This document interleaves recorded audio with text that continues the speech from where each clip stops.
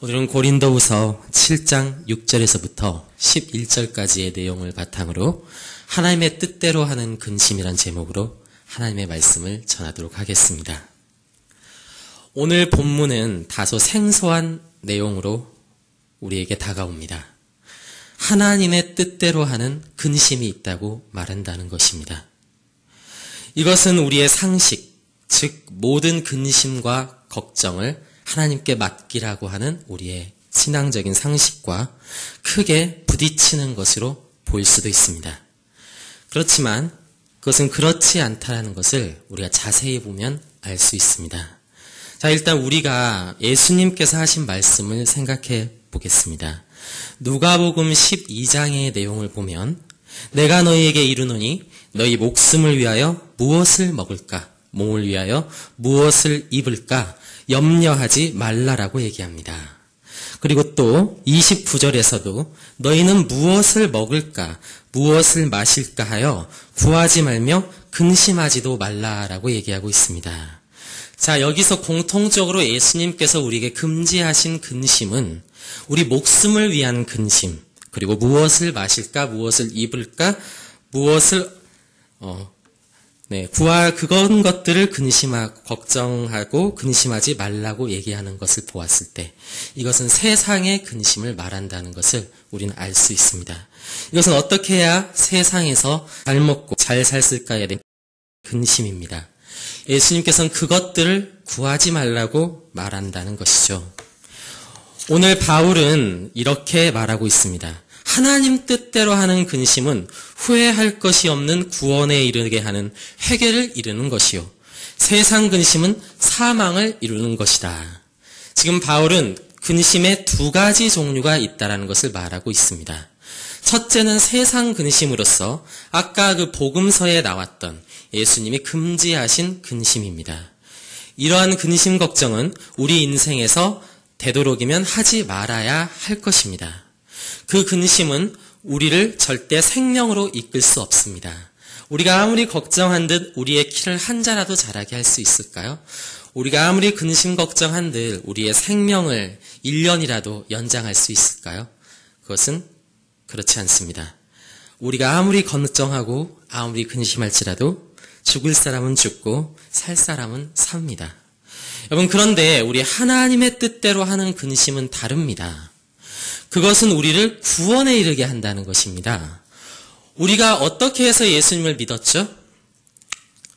그것은 우리에게 말씀을 전한 자들이, 우리에게 전도한 자들의 마음속에 있던 우리의 영혼에 대한 근심과 걱정에서 나온 것이었습니다. 그들이 우리 영혼에 대해 불쌍히 여기는 마음과 근심하는 마음과 걱정이 있었기 때문에 우리는 그 전도를 받았고 말씀을 들었고 그 복음 때문에 우리는 구원받게 되는 것이죠.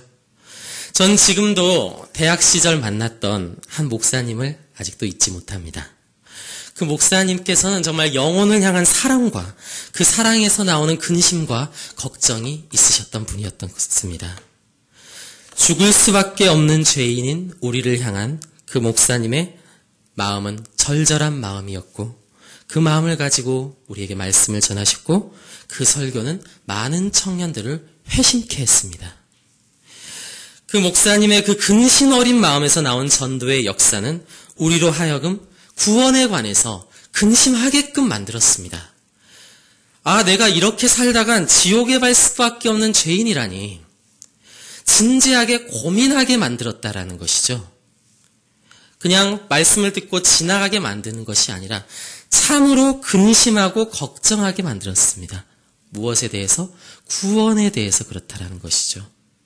결국 그 근심이 청년들의 마음에 심어졌고 많은 청년들은 그 근심으로 인하여 하나님께 회개케 되어서 구원에 이르게 된 이런 것들. 여러분, 오늘 바울의 심정이 마치 그러했던 것 같습니다.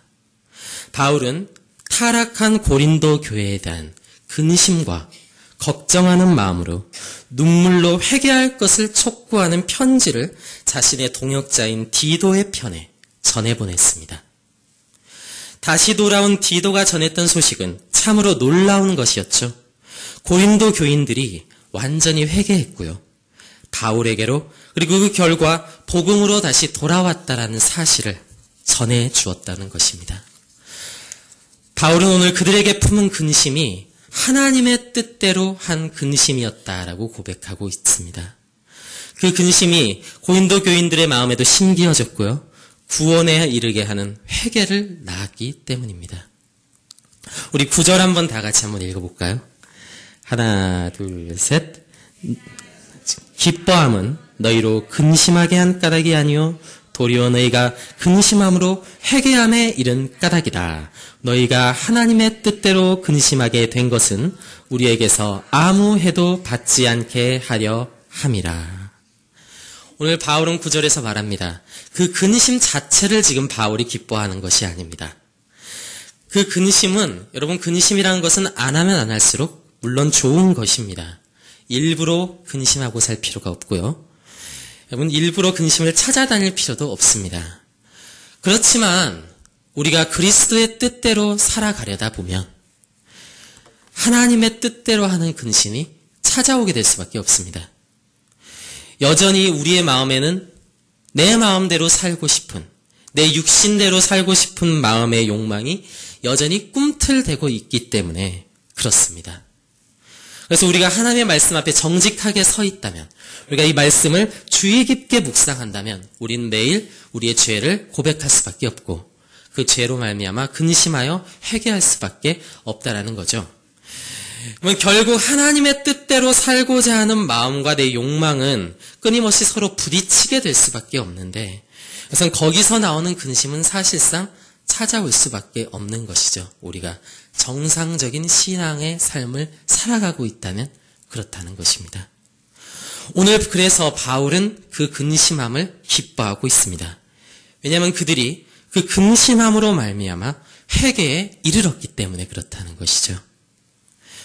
전 때때로 잘못된 구원의 확신에 빠져서 이러한 근심함, 건전한 하나님의 뜻대로 하는 근심함을 잃어버린 성도들을 볼 때가 있습니다. 때때로는 저도 그러한 상태에 빠질 때가 있습니다. 물론 구원의 확신은 대단히 유익한 것입니다. 대단히 유익한 것이고 우리에게 평안함과 안전함 가운데 하나님을 마음껏 섬길 수 있도록 돕습니다. 그리고 우리가 그 하나님의 은혜를 누릴 수 있도록 하죠. 그만큼 구원의 확신이란 것은 참으로 좋은 것입니다. 그렇지만 잘못된 구원의 확신에 빠진 성도들은 자신의 영적인 상태를 절대 검토해보려거나 시험해보려고 하지도 않고 구원에 관해서 근심하고 걱정하는 것 자체를 불신앙으로 여긴다는 데에 문제가 있습니다. 그런 태도 또한 매우 잘못된 것이라는 것이죠. 여러분, 이러한 태도는 차라리 바리새인들의 태도와 가깝습니다. 그들은 자기들이 하나님의 자녀라는 사실, 그리고 자신들이 가장 탁월한 하나님의 백성들이라는 것을, 아브라함의 자손들이라는 것을 결코 의심하지 않았습니다. 확신이 있었다니까요, 구원에 대해서. 그리고 그들은 그리스도께서, 우리 예수님께서 그들이 소경이며 은총을 입지 못한 사람이라는 것을 분명하게 드러내어 비유로 알려내었을 때 그런 것들을 격렬하기까지 했습니다. 요한복음 9장 40절을 보면 이런 얘기도 나오죠. 바리새인 중에 예수와 함께 있던 자들이 이 말씀을 듣고 가로되 그럼 우리도 소경인가? 이렇게 예수님께 반문한다는 것이죠. 왜 이들은 이럴 수밖에 없을까요? 첫째, 이런 이들은 그 안에 하나님에 대한 영적인 감각이 없기 때문입니다. 그들은 하나님에 대한 두려움에 대한 감각이 없습니다. 그렇지만 참된 성도들은 그렇지 않죠. 우리들은 어떻습니까? 우리는 하나님, 그 하나님의 공의로우시며 모든 것을 아시고 모든 것을 최후에 심판하시는 하나님에 대한 생생한 감각이 있습니다.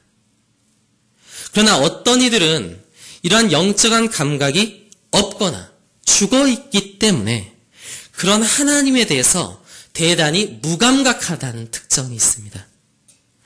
이런 이들은 자신이 어떠한 범죄 아래에 있다고 할지라도, 아무리 자기가 죄악 가운데 범한다고 할지라도 그 마음이 평안합니다. 이거는 구원파랑 거의 다를 바 없는 믿음이에요, 사실은. 잘나봤자 어떻습니까? 회개하면 되지 뭐. 이 정도 얘기로 아무런 두려운 감정 없이 앵무새처럼 말할 뿐입니다. 참된 성도는 어떨까요? 참된 성도는 그렇지 않습니다. 그들은 물론 하나님과 사랑의 관계를 맺고 친밀한 관계를 맺지만 동시에 공의로우신 하나님을 봅니다. 그 감각이 있다라는 거죠. 우리가 이 땅에서도 그렇죠. 아버지와 정말 좋은 관계에 있는 자녀는 어떻습니까? 아버지의 사랑이 결코 자신에게서 끊어지지 않을 것을 압니다. 그리고 그 아버지와 사랑을 누려요. 그렇지만 동시에 어떻습니까?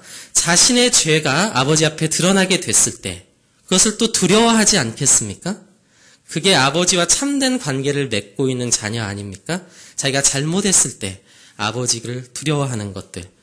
그러면 이것이 아버지와의 이 땅에서의 바른 관계라면 우리가 하나님과의 관계도 그와 같다라는 것입니다.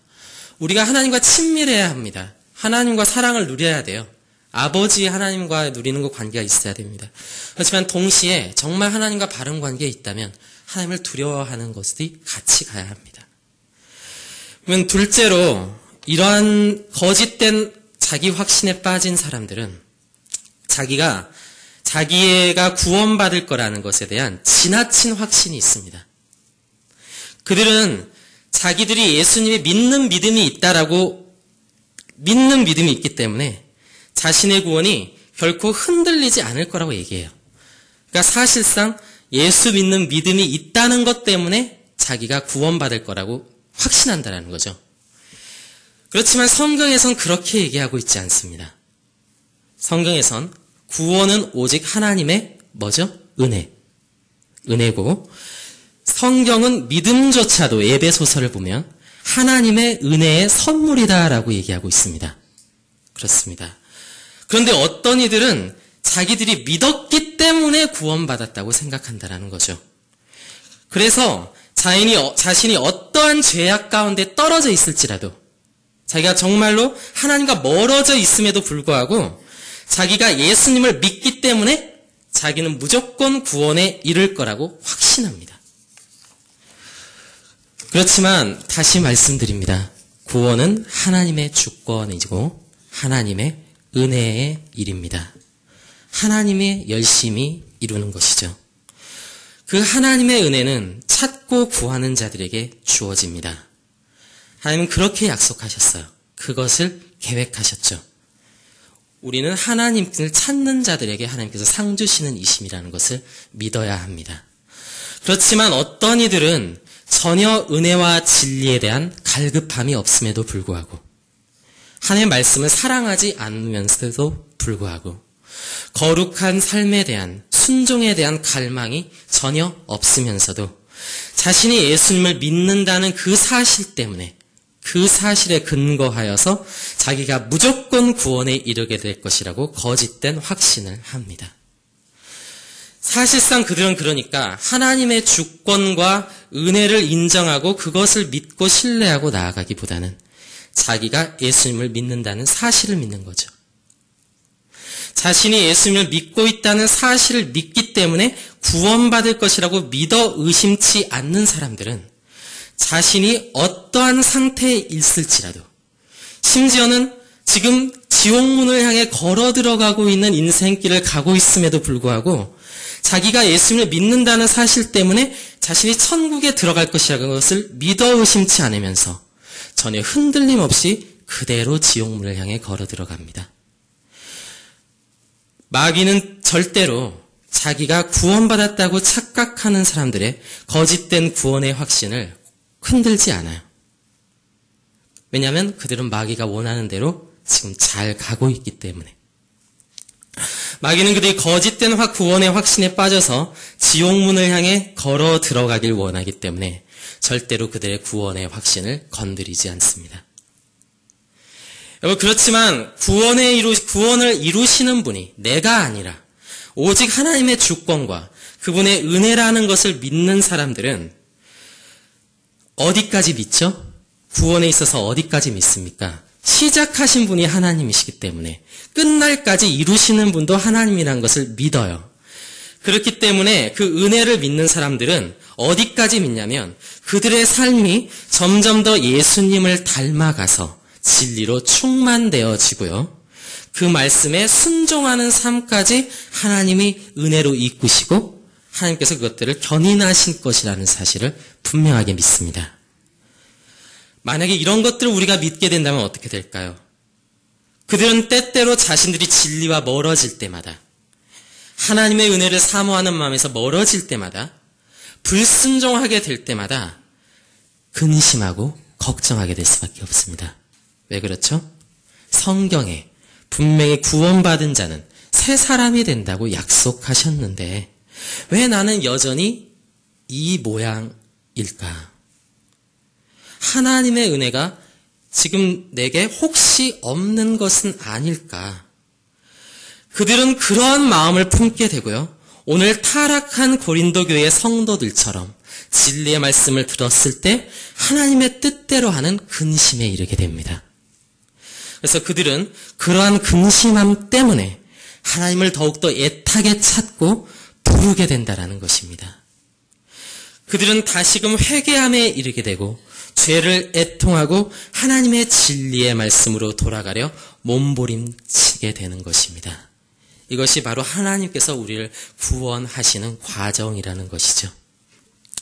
이러한 결과에 대해 바울은 이렇게 말합니다. 11절을 우리 함께 읽어보도록 하겠습니다.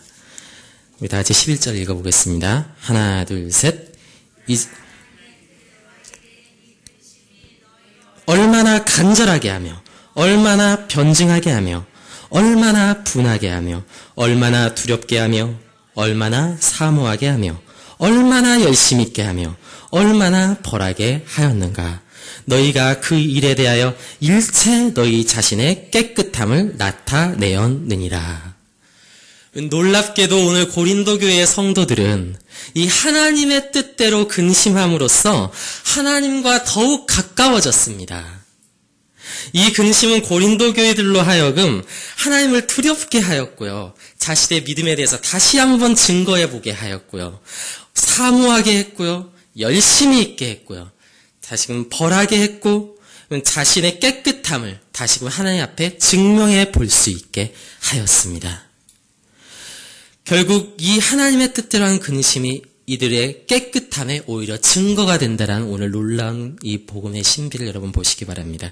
너희가 그 일에 대하여 일체 너희의 자신의 깨끗함을 나타내었느니라.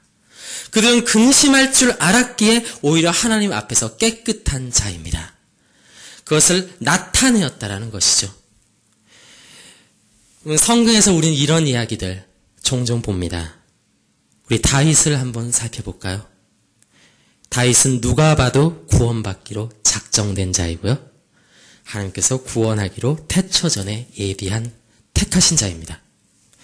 그런데 다윗이 우리아의 아내를 범하고 우리아를 죽이는 끔찍한 범죄를 저질렀을 때 다윗의 심정은 어땠습니까?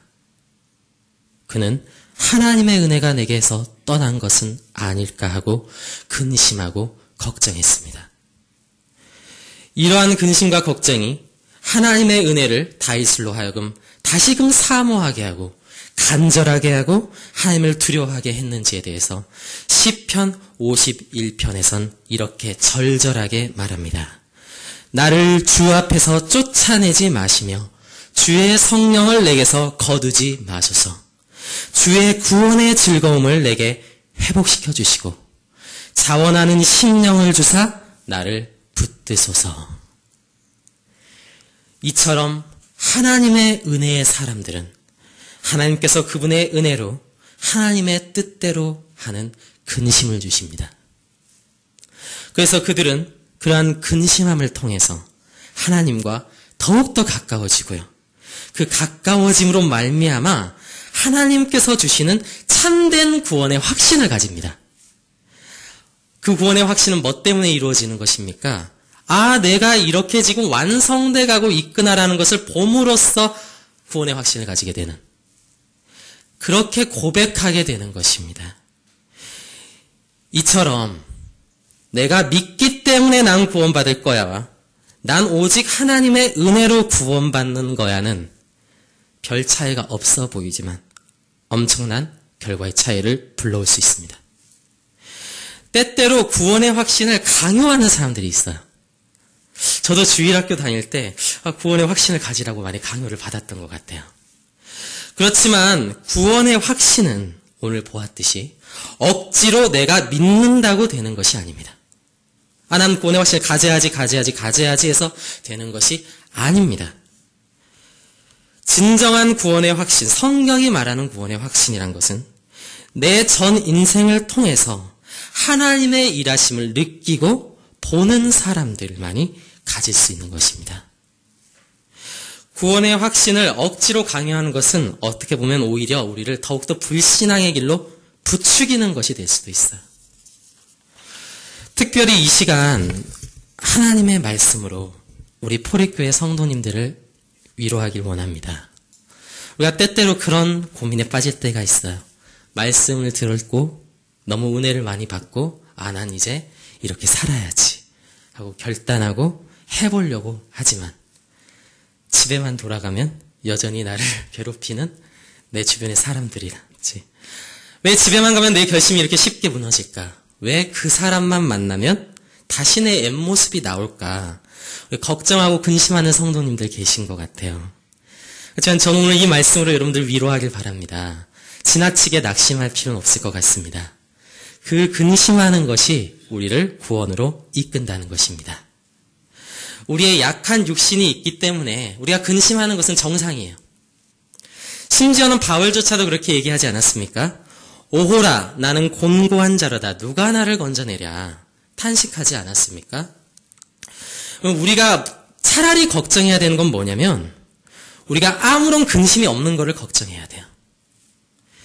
그것은 내 영이 죽어있다라는 신호일 수 있습니다. 우리가 어떠한 상황 가운데서도 심지어는 죄악된 마음을 여전히 품고 있음에도 불구하고, 내가 여전히 범죄하고 있음에도 불구하고 내 마음이 평안하고 무감각하고 마치 모든 것을 초월한 듯이 무심한 것은 하나님이 주시는 마음이 아닙니다. 바울은 고린도 교회에 근심하여 회개하는 모습을 보고 디도가 안심했다고 말합니다. 디도는 왜 안심했습니까? 그들이 죄악을 근심할지 않은 성도들이었기 때문에. 그들은 참으로 근심할 줄 알았고 그 근심을 통해서 하나님의 인도함을 받는 참된 성도들이었기 때문에 이것을 디도는 오늘 안심했다라고 오늘 본문에서 이야기하고 있습니다. 즉 디도는 그들이 하나님의 뜻대로 하는 근심을 통해서 그들이 구원받을 것이라는 사실에 대한 참된 안심을 하게 된 것입니다. 여러분에게 하나님의 뜻대로 하는 근심이 있다면 여러분들 안심하시기 바랍니다. 그 근심이 여러분을 회개함과 하나님의 은혜에 대한 갈급함으로 연결된다면 여러분 안심하시기 바랍니다. 여러분은 살아있습니다. 여러분 안에 하나님은 살아계십니다. 오히려 이것이 없다면 우리는 죽은 것입니다. 죽은 사람은 아무런 감각이 없습니다. 영혼이 우리에게 죽어있다면 우리가 아무리 죄악 가운데 거할지라도 아픔도 없고 찔림도 없고 무감각할 수밖에 없습니다. 오늘날 우리는 수많은 교회 지도자들을 통해서 그들의 무감각한 모습을 보게 됩니다.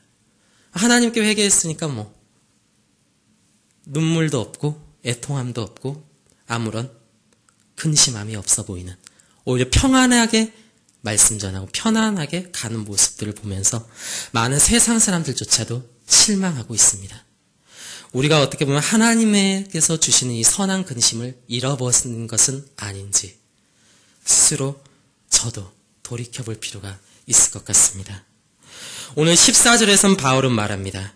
고린도 교인들에 대해서 내가 자랑할 것이다. 그 자랑은 부끄럽지 않다.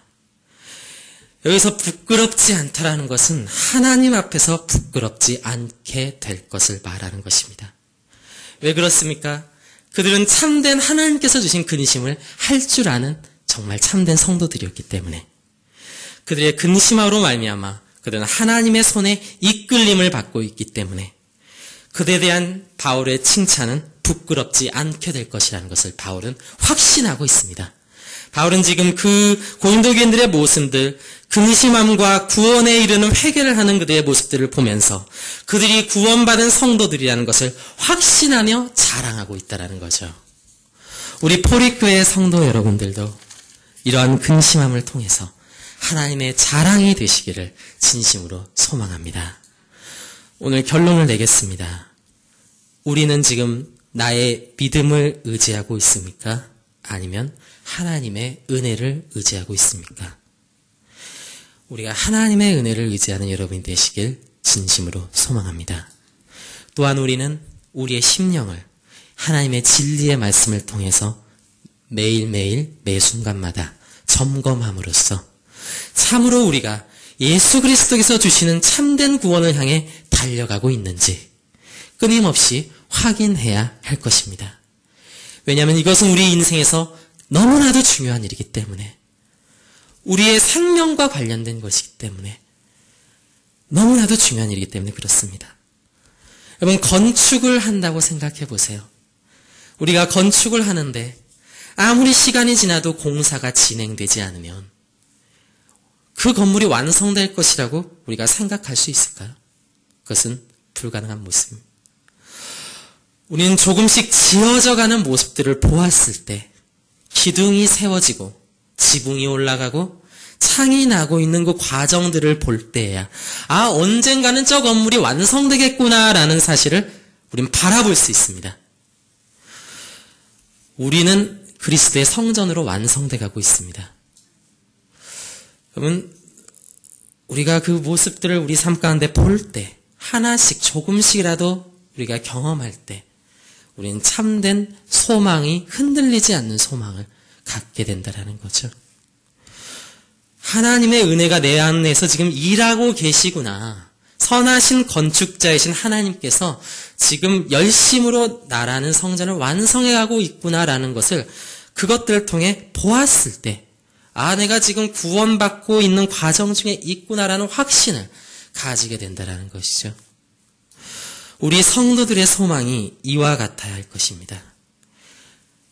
하나님의 뜻대로 하는 근심을 통해 우리가 더욱더 하나님을 붙잡고 더욱더 사모하고 더욱 두려워하고 더욱 열심을 내시길 바랍니다.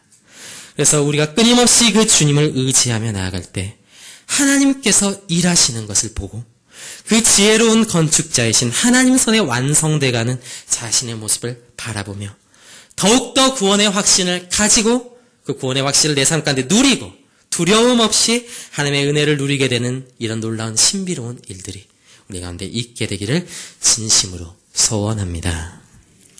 우리 다 지상 가운데 그러면 우리 통성으로 한 가지 기도하길 원합니다. 오늘 하나님의 말씀을 보았습니다. 하나님의 뜻대로 하는 근심에 대해서 우리가 배웠습니다. 세상 근심은 우리가 주님께 맡겨야 됩니다. 수고하고 무거운 짐진 것들 우리 주님께 맡겨야 됩니다. 그런데 하나님의 그 복음서의 말씀은 거기서 끝나지 않습니다. 너희가 낭의 멍에를 메어라라고 얘기합니다. 내가 주는 멍에는 가볍고 세상이 주는 것들은 무겁다라고 비교하시면서 말합니다. 여러분, 우리에게 그 십자가, 어떻게 보면 그 근심함이 우리에게 있어야 할 것입니다. 그것이 하나님이 원하시는 바이고 우리는 그것들을 통해서 점점 더 완성되어가는 우리를 볼 것인데, 주님 이 시간 가운데 내 안에 있는 성령 하나님께서 일하셔서 내 정말 영의 생각이 민감케 되어지게 하셔서 주님, 내가 정말 세상적인 나의 이 생각과 이 육신적인 나의 여전한 욕망들을 근심하고 걱정하여 하나님께 회개함으로 구원케 되어지는 일들이 주여 있게 하여 달라고 이 다같이 주님의 은혜를 간구하며 주님께 나가시도록 하겠습니다. 우리 다같이 목소리로 우리 주님께 기도하겠습니다.